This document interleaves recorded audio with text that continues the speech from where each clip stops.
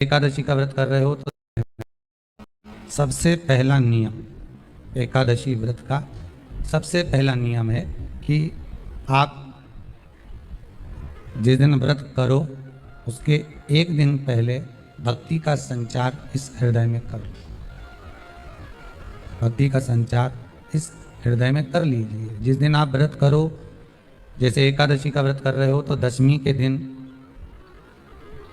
शाम का समय जब आवे, रात्रि जब होने लगे, शाम का समय आवे और रात्रि का आप जब भोजन ग्रहण करो तो उस भोजन में कोई ऐसा पदार्थ ग्रहण मत करिए जिस पदार्थ के कारण आपकी एकादशी बिगड़ जाए। कोई बेकार भोजन हमें ग्रहण नहीं करना,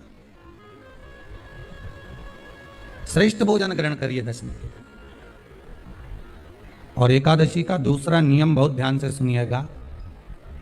जिस दिन आपकी एकादशी का व्रत हो उस दिन प्रयास करिएगा कि अपने हाथ से किसी भी वृक्ष की कोई पत्ती टूटे ना। अपने हाथ से किसी भी वृक्ष की, पौधे की, किसी भी वृक्ष की पत्ती अपने हाथ से ना टूटे। बहुत ध्यान दीजिएगा महाराज। एकादशी का ये दूसरा नियम है कि अपने हाथ से किसी पौधे की, किसी वृक्ष की, किसी डाली की कोई पत्ती टूटे ना, कोई पत्ती ना टूटे, इसका प्रयास करिए।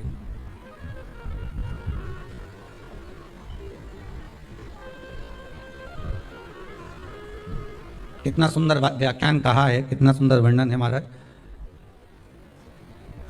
कि मात्र एकादशी का व्रत कर लेने पर, मात्र एकादशी का व्रत कर लेने पर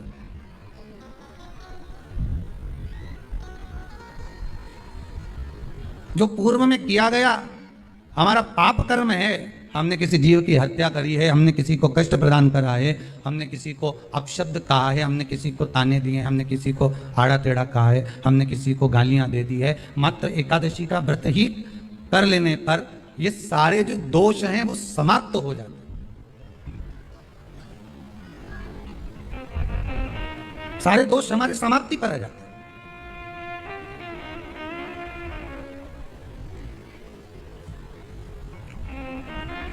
अब एक विचार करिएगा थोड़ा सा अपने मन में, अपने चित्त में, अपनी वृत्ति में एक बात उतारिएगा। एक अपने मन में एक बात को उतार कर रखिएगा कि आप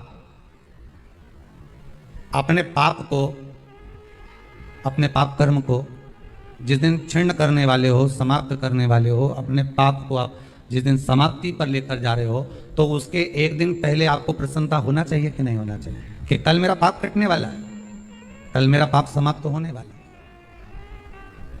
जो मैंने पाप कर्म करा है वो समाप्त होगा, जो मैंने पाप कर्म करा है वो कल समाप्त हो जाएगा। तो एक दिन पहले आपके चेहरे पर प्रसन्नता होगी ना होगी?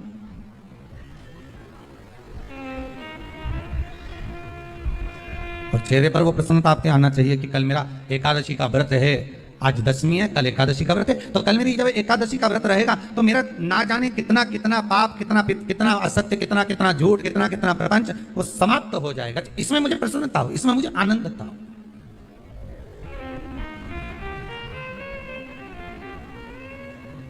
तो क्या कहा गया कि प्रयास करिएगा कि एकादशी के दिन कोई वृक्ष की, कोई डाली की, कोई कोपल की कोई पत्ती ना तोड़ी जाए। क्यों? तो कहा अगर उस पत्ती को हम तोड़ देते हैं, वृक्ष की पत्ती को या क्यारे में लगी हुई कोई डाली की पत्ती को हम तोड़ देते हैं तो एकादशी का पुण्य फल प्राप्त नहीं होता। एकादशी का कोई फल हमारे खाते में नहीं जाता, पुण्य फल प्राप्त। अब फिर भले तुम, चाहे तुमने मोरधन खाया हो, चाहे तुमने फिर चिप्स खाई हो, चाहे तुमने फिर व्रत का कितना ही सामान खा गए हो और तुमने सोचा कि आज मेरी एकादशी है, तो फिर उसका कोई फल प्राप्त नहीं है, उसका कोई सुख प्राप्त नहीं है, फिर उसका कोई आनंद प्राप्त नहीं है आपको, तो उसमें कोई आनंद की अनुभूति आपको नहीं मिल रही।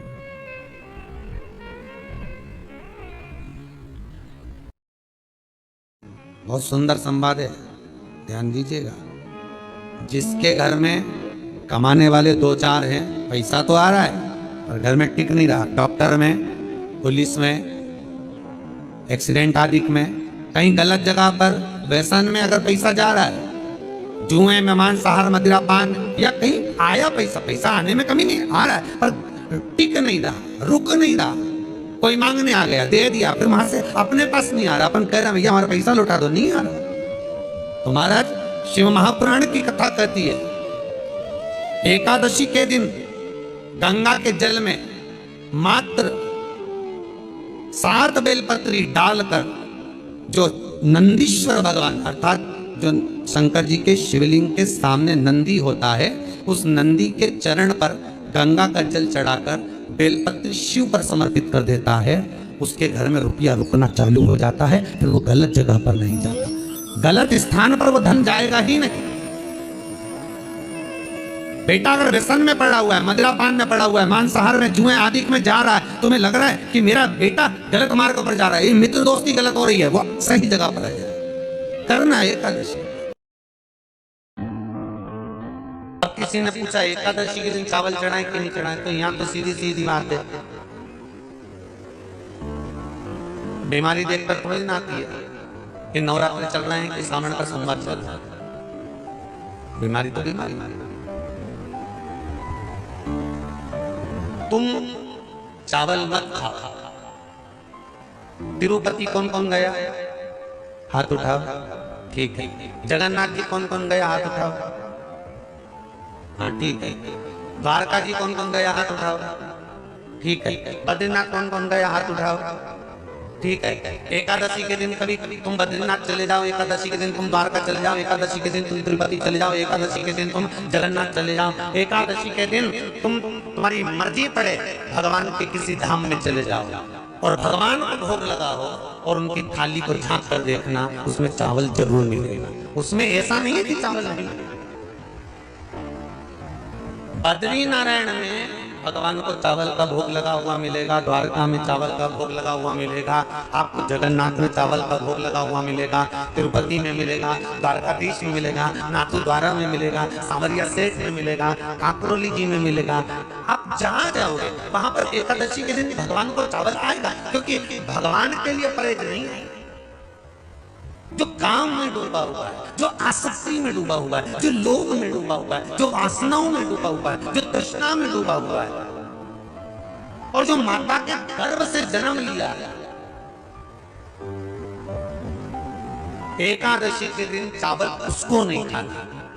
वीडियो पसंद आए तो इसे लाइक करें और हमारे चैनल को सब्सक्राइब करें। मिलते हैं अगले वीडियो में, धन्यवाद। 2 चीजों को याद रखिए, गौदान और एकादशी। श्रीमद वल्लभाचार्य जी ने मायावत का खंडन करा था जगन्नाथपुरी में, और श्रीमद वल्लभाचार्य जी ने कहा था एकादशी मरने के बाद मत दो, एकादशी जीते जी दो। कहा था कि नहीं कहा था? जीते जी दान करिए। इसलिए जगदीश में, जगन्नाथपुरी में एकादशी उल्टी लटकी हुई है। करें अपने दर्शन। जगदीश में एकादशी को उल्टा लटकाया, क्यों? क्योंकि वल्लभ ने कहा कि एकादशी जीते जी दो। कई पंडित तो कहते हैं तुम्हारे दादाजी मर गए, जब 12वें का दिन होता है ना, तो पंडित जी संकल्प छुड़ाते हैं, देखो एकादशी, बड़े बेटे ने 5 दे दी, छोटी बहू ने 3 दे दी, उसने 2 दे दी, उसने 2 दे दी, तो क्या तुम्हारे दादाजी भिखारी थे जो तुम्हारी एकादशी लेकर जाएंगे? और तुम कौन होते हो दादाजी को एकादशी देने वाले? तुमने कौन सा इतने पुण्य कर लिए जो तुमने एकादशी दे दी? एकादशी के दान की महत्वता श्रीमद वल्लभाचार्य जी ने कहा कि कोई व्यक्ति अगर खटिया पर सड़ रहा है, पलंग पर तड़प रहा है, हॉस्पिटल में पड़ा हुआ है, तो निवेदन है कि उसको देखने जाओ तो अपनी करी हुई एकादशी में से 2 एकादशी का दान उसको तुरंत दे दो। क्यों? तो जिससे उसको मोक्ष मिल जाए, मरने के बाद नहीं। क्योंकि मरने के बाद तो वो 10वें के दिन, गरुड़ पुराण में लिखा है 10 दिन तक जीवात्मा घर की अटारी पे रहती है। कितने दिन? 10 दिन। 10 दिन के बाद जीवात्मा चली जाती है। कहाँ जाती है? उसको जहाँ जाना है। 3 दिन में उसको भोग भोगना पड़ता है जीवात्मा को। 3 दिन नरक का भोग भोगती है, उसके बाद स्वर्ग का भोग भोगती है। 18 दिन में ये प्रोसेस पूरी हो जाती है। कितने दिन? 18 दिन। 18 दिन के बाद में उस जीवात्मा को धान के खेत में पटका जाता है। किसके खेत में? धान के, चावल के खेत। इसलिए कहते हैं एकादशी के दिन चावल मत खाओ। कहते कि नहीं कहते? और क्या कहते हैं? द्वादशी के दिन चावल खाना जरूरी है। एकादशी का पालना करना है तो द्वादशी को चावल का एक गिलास खाओ, तब द्वादशी को चावल खाओगे तो एकादशी लगेगी। चावल नहीं खाओगे तो एकादशी नहीं लगेगी। द्वादशी को चावल खाना जरूरी है। क्यों कहते हैं? क्योंकि धान के खेत में जीव को छोड़ा जाता है, उस धान के खेत में, चावल के खेत में जीवात्मा रहती है। उसको चिड़िया खाती है तो चिड़िया के रूप में जन्म लेता है, मनुष्य खाता है तो मनुष्य के रूप में जन्म लेता है। इसलिए एकादशी के दिन चावल नहीं खाया जाता, क्योंकि एकादशी के दिन हम चावल खाएंगे तो जीव हत्या का दोष लग जाएगा। फिर कब खाना है? द्वादशी के दिन। द्वादशी के दिन क्यों खाया जाता है? क्योंकि हम एकादशी के व्रत करे रहते हैं और पहला घासा जब चावल का खाते हैं तो अपनी करी हुई एकादशी का पुण्य, जितने जीव हमारे मुंह में जाते हैं उनको उसका पुण्य मिल जाता है और उनका फिर जन्म नहीं होता, वो तर जाते हैं, उनको एकादशी का भाग मिल जाता है।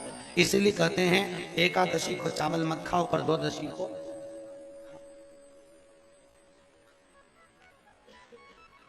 खाइए। 10 दिन तक जीवात्मा है और आपने एकादशी कब दान दी? बोलो जम के। 12वें के दिन, 13वें के दिन आपने एकादशी का दान दिया, वो मिली उनको? अरे बोलो अच्छे से।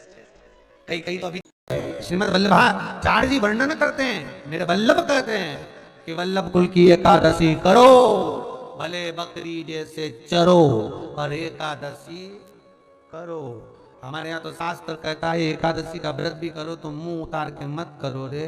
कोई फूल अगर मुरझा जाता है तो भगवान को नहीं दिया जाता, कोई फल बेकार हो जाता है भगवान को नहीं दिया जाता। तुम्हारे व्रत वाले दिन तुम्हारा मुंह उतरा रहेगा तो भगवान उसको स्वीकार करेगा। इसलिए बकरी जैसे चरो और एकादशी करो। जेब में भर लो मूंगफली का दाना, काजू इधर, मूंगफली का दाना इधर, खिचड़ी भी बना लो, मोरधन भी बना लो, चिप्स तल लो, पापड़ तल लो, और जो पपीता, सेव, फल, केला जो जो है सब लिया फ्रिज पे, वॉशिंग मशीन नहीं खाएगी। सुबेरे आधा किलो दूध की रबड़ी बना के खा ली। तो पति मन में सोचा फिर भी आवाज नहीं निकल रही, फिर अभी क्या खाएगी? खिचड़ी बनाई है और बादाम तल ली थोड़ी सी, और आधा किलो पपीता रखा था वो कतर लिया, और थोड़ा सा रायता बनाया बादाम का, अच्छा ठीक है, और चिप्स तल ली, और आलू भी तले हैं, ठीक है। फिर शाम को मोरधन की खीर और सेव फल, चीकू और आगरे का पेठा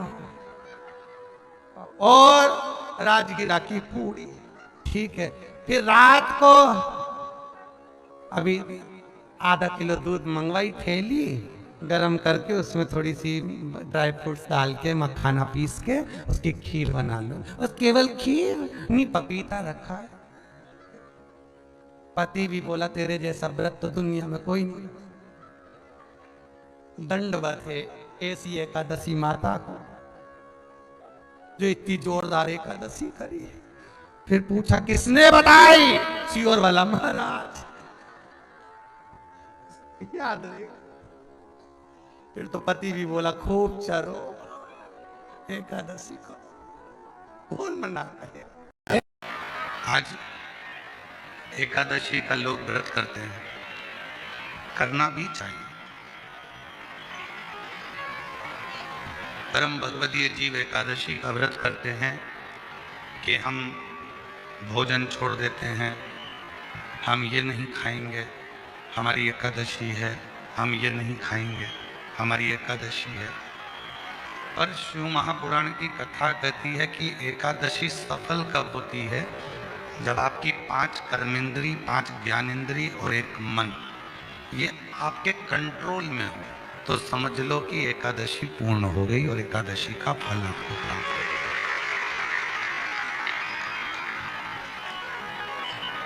अब हमारी इंद्रियां हमारे कंट्रोल में नहीं है। नेत्र गलत देख रहे हैं,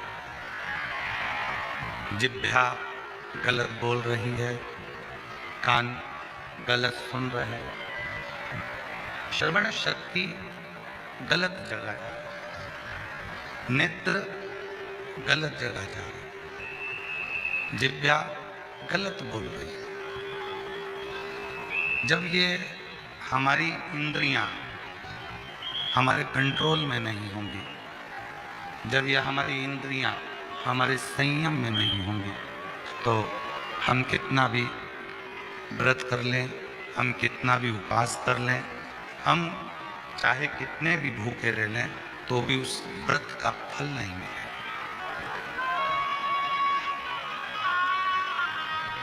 व्रत का फल कब मिलता है? जब हमारी इंद्रियां हमारे काबू में हो। कि नेत्र दिए रे तूने दाता बन के, नेत्र दिए रे तूने दाता बन के, और कभी नहीं तरस की दयालु मैंने अवगुण बहुत कियो, अवगुण बहुत कियो, दयालु मैंने अवगुण बहुत कियो। और मुख तो दिया रे तूने दाता बन के, मुख तो दिया रे तूने दाता बन के, कभी नहीं भजन कियो, दयालु मैंने अवगुण बहुत कियो, कभी नहीं भजन कियो, दयालु मैंने अवगुण बहुत कियो, दयालु मैंने अवगुण बहुत कियो। ये संसार सागर में आने के बाद यदि मैंने अपनी इंद्रियों को संयमित नहीं किया, संसार सागर में आने के बाद हमने अगर अपनी इंद्रियों को काबू में नहीं किया तो फिर ये मानव का देह बेकार, फिर ये मानव का देह बेकार। अगर हम अपनी इंद्रियों को काबू ना कर पाए, प्रेशर खोलो, प्रेशर नहीं आ रहा, अंदर भी नहीं आ रहा, बाहर भी नहीं आ रहा, अपनी इंद्रियों को काबू करा तो समझो कि हमने एकादशी का व्रत किया। कई लोग प्रदोष का व्रत करते हैं, हम उनसे कहते हैं कि आपने अपने कितने दोषों को समाप्त कर दिया। प्रदोष का व्रत तब सफल है जब आप अपने दोषों को समाप्त करो। मैं गुस्सा नहीं करूंगा, गलत व्यसन नहीं करूंगा, गलत बात नहीं बोलूंगा, गलत चीज नहीं खाऊंगा, अपने दोषों को समाप्त। और जब हम अपने दोषों को समाप्त करते हैं, जब हम अपने दोषों को बिल्कुल शून्य पर लाकर छोड़ देते हैं तो समझो कि हमारा प्रदोष का व्रत सफल हुआ। तब समझें कि हमने प्रदोष का व्रत किया। हमारे भीतर के दोष समाप्त नहीं हो रहा है और हम सोचें कि व्रत कर लें उससे भगवान राजी हो जाएगा, नहीं हो सकता। बोल बम का नारा है सारी समस्या का हल, श्री शिवाय, श्री शिवाय। अपने भीतर के दोष को जिस दिन हमने समाप्त किया उस दिन परमात्मा हमको मिले। आज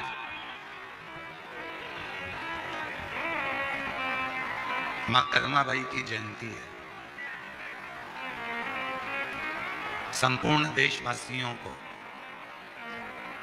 भगवान जगन्नाथ जी की परम भक्त, भगवान कृष्ण की परम भक्त मां कर्माबाई जयंती की बहुत बहुत बधाई हो आप सभी। संपूर्ण साहू समाज को, जो मां कर्मा के वंशज हैं, सभी संपूर्ण साहू समाज को भी हमारी ओर से बहुत बहुत बधाई।